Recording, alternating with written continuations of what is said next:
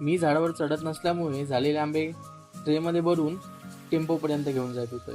कडाक्याच्या उन्हाळ्यात टेम्पोपर्यंत आंबे नेऊन दमूक झाला, म्हणून जरा वेळ मी आणि अमित टेकला. दुपारी 1:30 वाजता आमचे सगळे आंबे काढून झाले आणि आम्ही निघालो किंजाकाट्याच्या दिशेने. थोडा पुढे येऊन शेठने सांगितला की सगळ्यांका थंडा घेवा, उन्हात तापला असाल.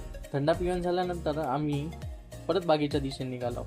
बागेत पोचल्यावर आधी आम्ही टेम्पोतले ट्रे बाहेर काढले. सगळे ट्रे बाहेर काढून झाल्यानंतर आधी आम्ही जेवणावर ताव मारला.